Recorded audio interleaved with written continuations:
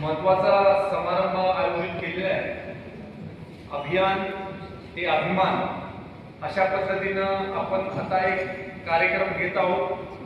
90 दिवसाचा कृती आराखडा हा मलकापूर नगर परिषदेने आज मलकापूरकरांसाठी तयार केलेला आहे।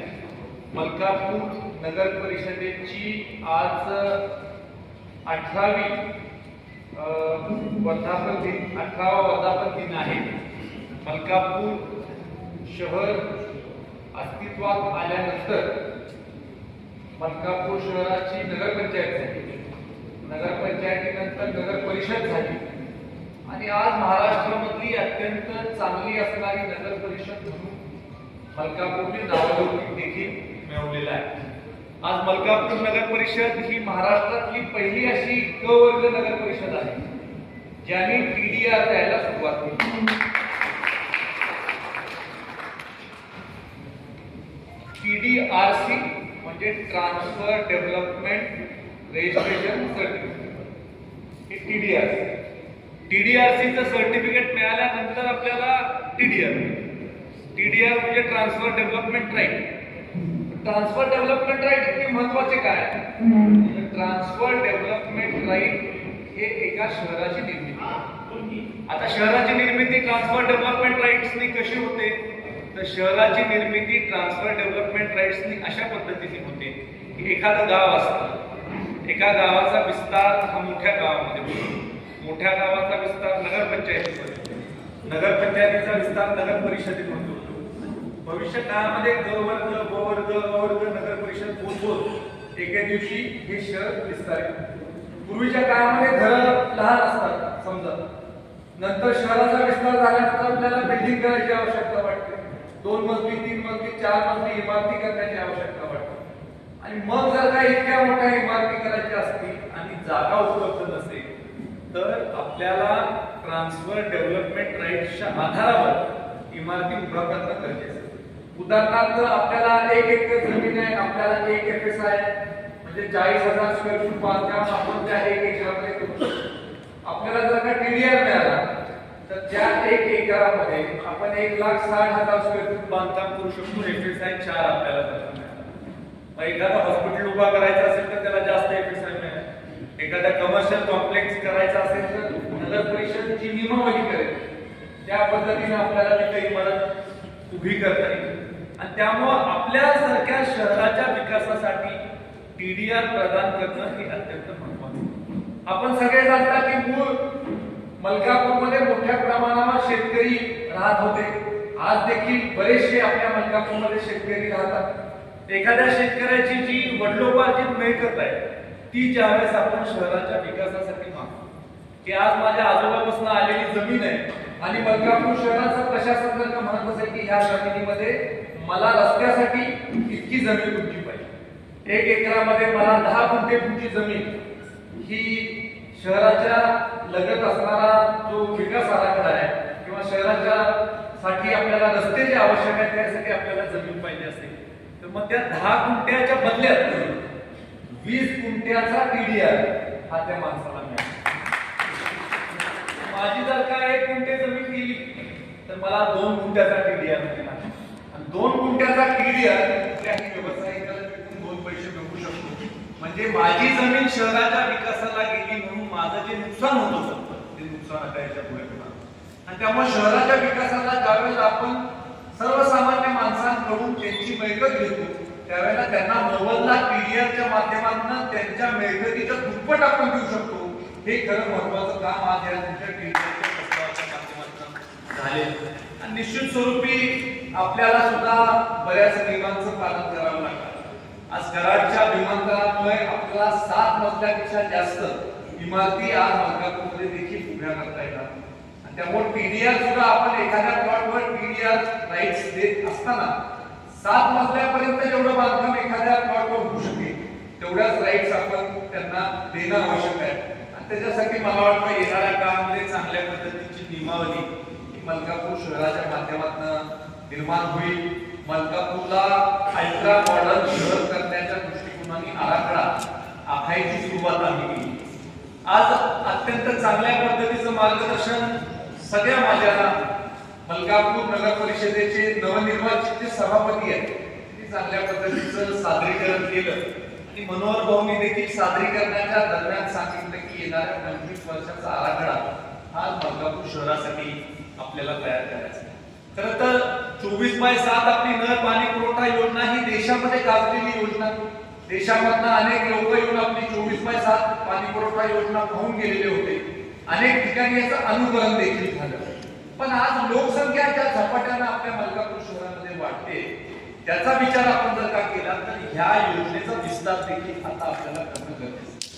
2011 ची जनगणना ज्यावेळेस झाली त्यावेळेला मलकापूरची लोकसंख्या 31,000 होती आणि आज आपण जर का बघितलं तर अंदाजे मलकापूरची लोकसंख्या 50,000पेक्षा जास्त झाली आणि 50,000पेक्षा जास्त आपली लोकसंख्या असेल तर 31,000साठी डिझाईन केलेली योजना 50,000साठी कशी पुरेल याचा सुद्धा आपण विचार केला पाहिजे. बरेच वेळेला लोकशाहीमध्ये कसं असतं की सत्तेमध्ये असणाऱ्या माणसाला प्रश्न जनता करत असतात आणि प्रश्न करण्याचा अधिकार देखील जनतेला लोकशाहीने दिलेला आहे. पण ज्या वेळेला आपण प्रशासनाला किंवा सत्तेमध्ये असणाऱ्या लोकांना प्रश्न करतो त्यावेळेला लोकांना देखील आपण आपली बाजू समजून सांगणं गरजेचं आहे की आपण आपल्या योजना कशा पद्धतीने डिझाईन केल्या होत्या. आज आपली सांडपाणी व्यवस्थापन योजना ही डिझाईन मागच्या लोकसंख्येच्या नुसार आपण केली होती. आज आपल्याला सांडपाणी व्यवस्थापनासाठी सुद्धा रिडिझाईन करून नवीन योजना करणं गरजेचं आहे. अंडरग्राउंड ड्रेनेजची योजना आपण मागे जी डिझाईन केली होती त्याचा विस्तार देखील अलीकडच्या काळामध्ये तुम्हाला करणं गरजेचं आहे. आता आपण जर का बघितलं तर मलकापूरच्या लोकसंख्येच्या प्रमाणात आपल्याला मलकापूरसाठी फॅसिलिटी उभा करणं गरजेचं आहे. मग रस्त्याची असेल, ओपन काही गटर्स काही ठिकाणी असतील, पाणी जाण्यासाठी असेल, अंडरग्राउंड ड्रेनेजचं आता तुम्हाला इतकं व्यवस्थित नियोजन करायला लागणार आहे की अंडरग्राउंड ड्रेनेजची व्यवस्था पुढच्या 25 वर्षाचं त्याच्यामध्ये अनालिसिस करून लोकसंख्या वाढीचं आपल्याला त्या पद्धतीनं तितकी मोठी योजना की अंडरग्राउंड ड्रेनेजसाठी करावी लागणार. आणि आपली जी सांडपाणी व्यवस्थापन योजना आहे त्याच्यामध्ये आपण जे विजन डॉक्युमेंट केलेलं आहे त्याच्यामध्ये त्या विजन डॉक्युमेंट मध्येच आपण म्हणतोय की 20 लाख लिटरचं किमान आपल्याला जास्तीच्या आपल्याला टाक्या उभ्या कराव्या लागतील ज्याच्यामधनं ते सांडपाण्याचं व्यवस्थापन होऊ शकेल. त्यामुळे अशा अनेक गोष्टी आहेत ज्याच्यासाठी आपल्याला सरकारकडनं मोठ्या प्रमाणावर निधी आणणं गरजेचं आहे. आज आमचं राज्य सरकारच्या वतीनं प्रयत्न आहे की जास्तीत जास्त निधी मलकापूरला उपलब्ध करून द्यायचा. त्यामुळे आम्ही प्रथमतः अगदी सगळ्यात पहिलं मिशन हाती घेतलेलं आहे की मलकापूर नगर परिषदेची इमारत ती पूर्ण करायची. त्यामुळे मुख्यमंत्री महोदयांना मी माझ्या वतीनं मी प्रयत्न केलेला आहे. मलकापूरकरांच्या वतीनं, कराड दक्षिण विधानसभा मतदारसंघाच्या वतीनं पहिल्यांदा निधी या आपल्या इमारतीसाठी उपलब्ध करायचा आणि ग वर्ग नगरपालिकेमध्ये असणारी सगळ्यात मोठी इमारत ती उभा करायची हे पहिल्यांदा मी मला घेतलेलं आहे.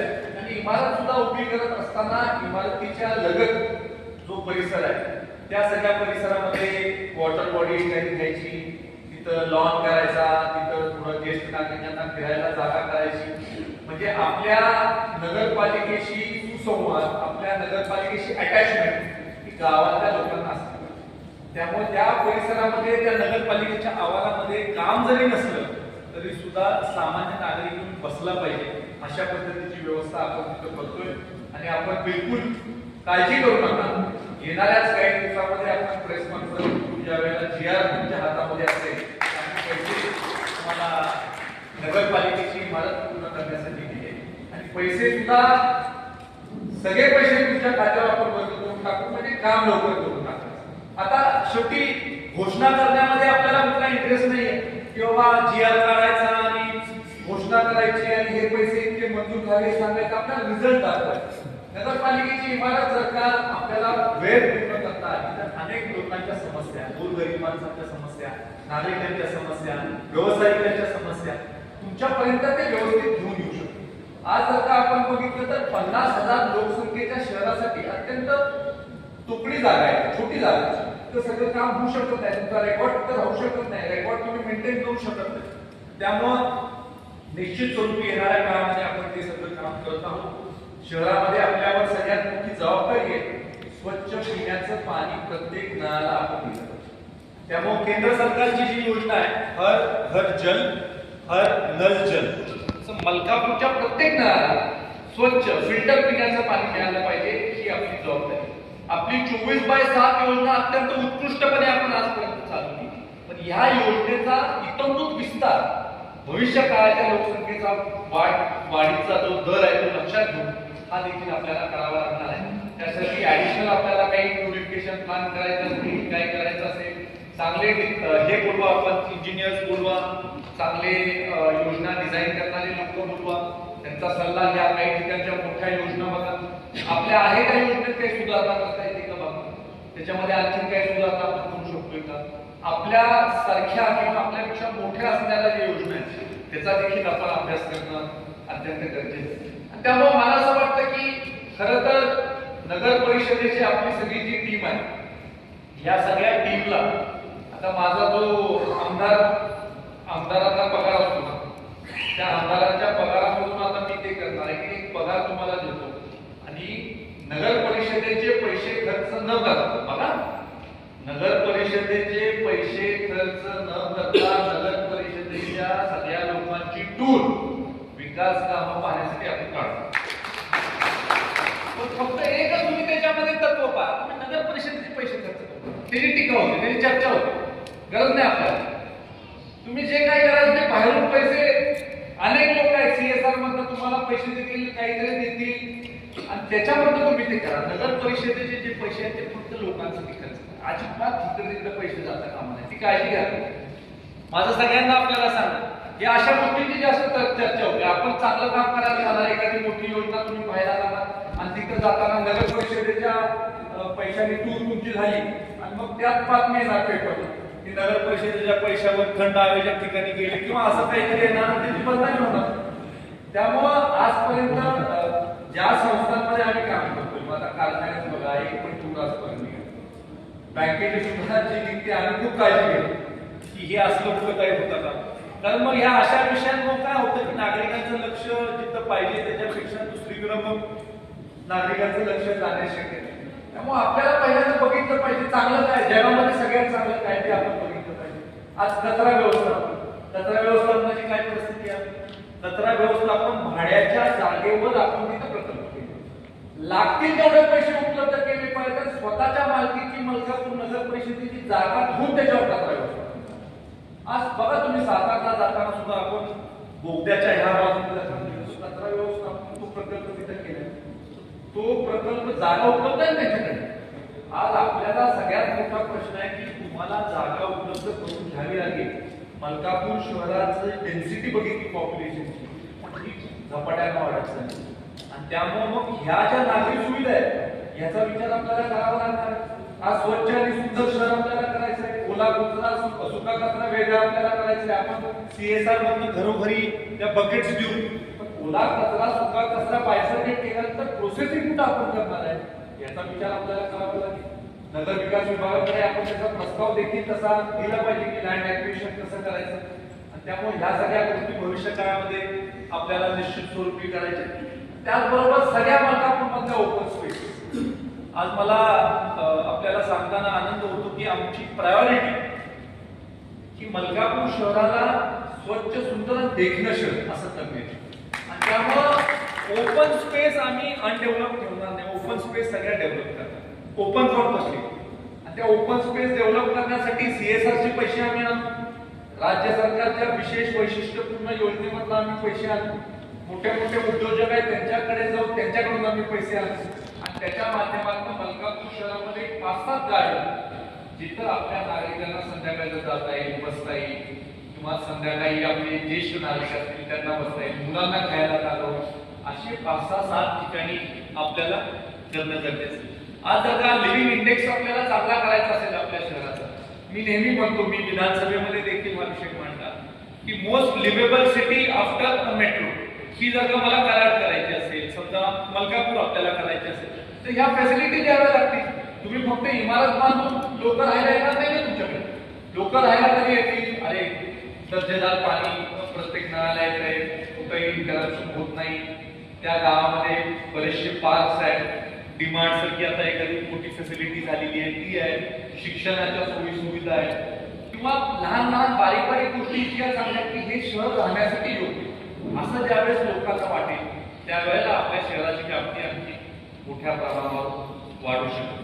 आणि खऱ्या अर्थानं जे आपलं आर्किटेक्ट असोसिएशन आहे ते सुद्धा पानवळ साहेब असतील, रैनाक साहेब असतील, त्यांची टीम असेल, ते सुद्धा सगळे लोक माझ्याकडे घेऊन गेलेले आहेत. तुम्ही बिलकुल काळजी करू नका. आपण मलकापूर नगर परिषद सीओ आणि तुमची बैठक लवकरच घेणार आणि त्यांच्या सुद्धा ज्या काही अडचणी आहेत म्हणजे मराठी भाषेत दुखणं त्याच्यासाठी एक बैठक आपल्याला आणि ती बैठक घेऊन सुद्धा शेवटी आम्हाला इन्व्हेस्टमेंट आणायची आमच्या शहरामध्ये. एखादा उद्योजक 10 कोटी रुपयाची इमारत मलकापूरमध्ये बांधत असेल तर त्याचं स्वागत आहे, आम्हाला गरजच आहे त्याची. मलकापूर शहराच्या विकासासाठी लोकांनी येऊन पैसे गुंतवावे मलकापूरमध्ये हे आमचं मतच आहे. आणि त्यामुळे त्या उद्योजकाला आकर्षित करण्यासाठी सुद्धा आपल्याला इन्व्हेस्टमेंट मलकापूर सारखी एखादी पॉलिसी बहुमत करावी लागणार, करावी लागणार की ह्या सगळ्या लोकांना आपल्या शहरामध्ये आणलं. अनेक ठिकाणी आपण आता स्वर्गीय भास्करराव शिंदे साहेबांच्या नावची लायब्ररीचा सुद्धा आता उल्लेख झाला. तिथं सुद्धा तुम्हाला CSR मधून पैसे आणता येतील. लायब्ररीमध्ये सुद्धा जाणार एक वर्ग आहे, लोक आहेत, तिथं डिजिटलाइज लायब्ररी करण्यासाठी पैसे तुम्ही मागू शकता राज्य सरकारकडे. त्यामुळे अशा अनेक छोट्या छोट्या बाबी आहेत, जसं की तुमचं आता गावामध्ये प्राथमिक आरोग्य केंद्र आहे, आपण परवा तिथे कार्यक्रम तर त्याच्या सुद्धा डेव्हलपमेंटसाठी काही पैसे आपल्याला आणता येतात का याचा देखील आपल्याला विचार करणं गरजेचं आहे. शहराच्या सर्वांगीण विकासासाठी अनेक असे छोटे छोटे पॅरामीटर आहेत, त्या छोट्या छोट्या पॅरामीटरवर आपल्याला काम करणं गरजेचं आहे. आणि खरं तर शहराच्या विकासाच्या बाबतीमध्ये लोकांच्या सजेशन घेण्यासाठी आपण सत्तेमध्ये असणाऱ्या लोकांनी ओपन राहायचं. अनेक लोक असतात छोटे छोटे सजेशन देत असतात आणि ते सजेशन योग्य देखील असतात. त्यामुळे अशा लोकांचे सजेशन घेण्यासाठी सुद्धा आपण ओपन राहिलं पाहिजे. लोक एखाद्या वेळेला आपली चूक दाखवून देत असतील, मोठ्या मनाने चूक सुद्धा ऍक्सेप्ट करणं ही आपली जबाबदारी आहे आणि त्या चुकीमध्ये सुधारणा करणे हे सुद्धा आपलं काम. आज सगळ्यात महत्वाचा विषय आहे की मलकापूर नगरपालिकेच्या कार्यक्षेत्रामध्ये असणाऱ्या झोपड्यांचं निर्मूलन करायचं आणि मलकापूर नगर परिषदेच्या हद्दीमध्ये असणाऱ्या झोपडपट्टी धारकांना पक्की राहण्याची गरज आहे.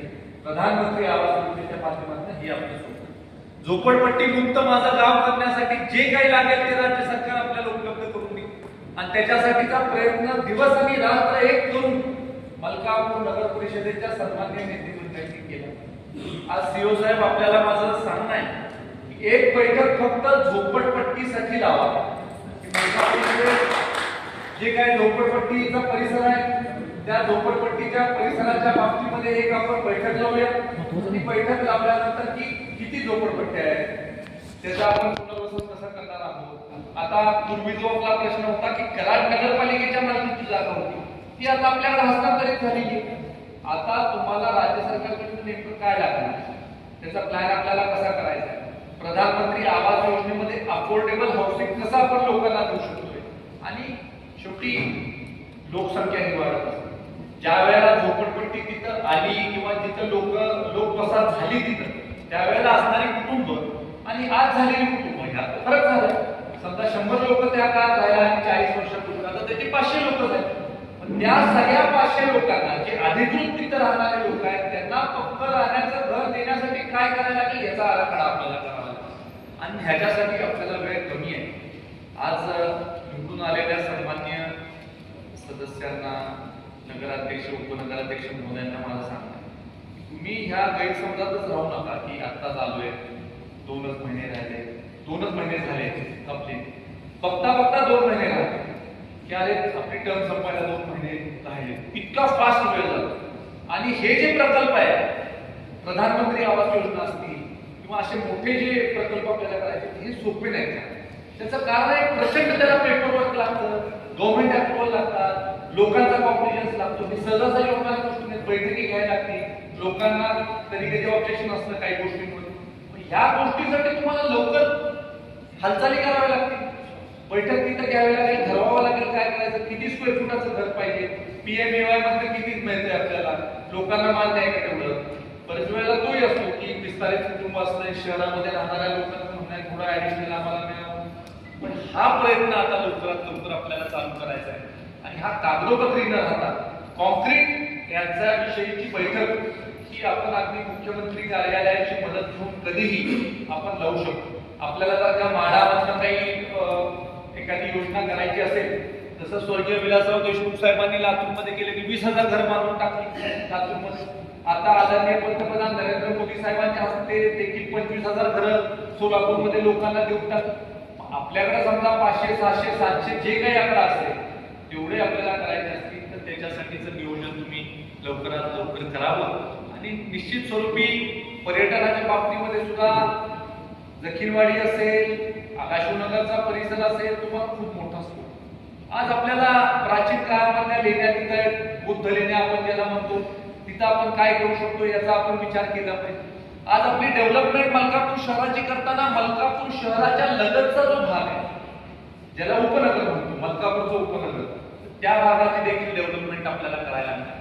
पुन्हा एक प्रादेशिक पाणी पुरवठा योजनेची एवढी बैठक आम्ही घेतली, विधानसभेमध्ये प्रश्न मांडला, गुलाबराव पाटील साहेबांच्या दालनामध्ये बैठक झाली. त्या बैठकीमध्ये ठरलं की आपण ही योजना चालू करायची आणि ही योजना चालू केल्यानंतर कोयना वसाहत असेल, नांदलापूर असेल आणि भविष्यात विस्तारित मलकापूर जे असेल त्याच्यासाठी ते पाणी वापरायचं. कारण मुंडाला एक प्रादेशिक पाणी पुरवठा योजना ज्या 17 गावांना पाणी देणार होती त्यातले बहुतांश गाव म्हणतात आम्हाला पाणीच नको तुमचं. योजना तर तयार झाली, पण योजनेवर खर्च पण झालेला आहे. मग इतका खर्च होऊन योजना चालू नाही हे काही चांगलं नाही आपल्यासाठी. योजना चालू केली पाहिजे आणि इतर परिसराला कसं पाणी देता येईल याचा आराखडा केला पाहिजे. आणि एक मोठा क्रीडा संकुल मलकापूरला देण्याचं माझ्या डोक्यात आहे, पण आपल्याला माहिती आहे की जमिनीची जागेची मोठी अडचण आहे आणि त्यामुळे नांदलापूरच्या परिसरामध्ये आम्ही जागा ओळखून काढली आणि आदरणीय उपमुख्यमंत्री सुनेत्राताईंशी माझी चर्चा त्याच्यावर झालेली आहे. ताई मला म्हटलं की जरूर तुम्ही प्रस्ताव करा आणि मग एखादं क्रीडा संकुल नांदलापूरमध्ये करून ते देखरेख करायची जबाबदारी मलकापूरकरांना द्यायची. अशा पद्धतीचं एक नियोजन देखील भविष्य काळामध्ये आपण करणार आहोत. आणखी काही क्रीडेच्या बाबतीमध्ये तुमच्या काही कल्पना असतील, जागा उपलब्ध असेल, आता हे KDR मग पाहिजे तसं होऊ शकतंय, त्यामुळे त्याचा देखील फायदा निश्चित स्वरूपी आपल्याला होऊ शकेल. चांगल्या पद्धतीचं काम आपल्याकडून अभिप्रेत आहे, आपल्याकडून अपेक्षित आहे. तुम्ही चांगल्या पद्धतीचं काम करा. आपल्यावर कसल्याही पद्धतीचे ऍलिगेशन होतील असं एकही कारण तुम्ही कोणाला मिळवून देऊ नका. अत्यंत पारदर्शकपणे चांगल्या पद्धतीनं लोक अभिमुख कारभार करणारी नगरपालिका म्हणून मलकापूरचा नावारूप झाला पाहिजे एवढीच अपेक्षा तुमच्या सगळ्यांकडनं ठेवू. आणि सगळ्यात महत्वाचं की पूर्वीच्या काळामध्ये एक रस्ता जो आपल्या देवीवाडी फाट्यापासून बैल बाजार रोड पर्यंत जोडणारा रस्ता, त्याचं ऍक्टिव्हेशन मागच्या काळामध्ये झालं होतं. त्या रस्त्याला सार्वजनिक बांधकाम खात्याच्या माध्यमातून 10 कोटी रुपयाची रक्कम ही आपण मलकापूर नगर परिषदेला उपलब्ध करून दिलेली आहे. आणि जे भारतीय जनता पक्षाचे आमदार होते त्या आमदारांमध्ये हायएस्ट पैसे हे आज आपल्या मतदारसंघाला मिळालेले आहेत. आणि ज्या आमदारांना निधी देखील मिळाला त्यांना सुद्धा एका रस्त्यासाठी इतके पैसे मिळाले नाही. मलकापूरसाठी सीए साहेबांनी शब्द दिला होता, विशेष त्यांचं प्रेम आहे, त्यामुळे त्यांनी एकाच वेळेला 10 कोटी रुपयाचा निधी या रस्त्यासाठी उपलब्ध करून दिला. आमच्या शिवेंद्र महाराज साहेबांनी त्याच्यामध्ये शेवटी त्यांचं खातं असल्यामुळे त्याच्यासाठी मोठी मदत केली. आणि हा रस्ता सुद्धा साधा सुद्धा रस्ता नाही, कॉन्क्रीट रोड मध्ये डिवायडर, बाजूला वॉकिंग ट्रॅक, LED लाईट्स आणि त्याला आपण एअरपोर्टला जातो जसं झाडांची रांग असते तसं आपण प्लांटेशन आणि 80 फूट रस्ता. असं मलकापूरमध्ये आल्यावर तुम्हाला असं वाटलं पाहिजे कुठं आपण आलो. अशा पद्धतीचं प्लॅनिंग आम्ही त्या रस्त्याचं केलेलं आहे. मी खऱ्या अर्थानं राज्य सरकारचे, मुख्यमंत्री महोदयांचे आणि आमचे नेते आदरणीय शिवेंद्रराजे महाराजांचे देखील आभार हा रस्ता आम्हाला दिल्याबद्दल मानतो. आणि आपण सगळे मोठ्या संख्येने उपस्थित राहिल्याबद्दल आपले आभार मानतो. जय हिंद, जय महाराष्ट्र.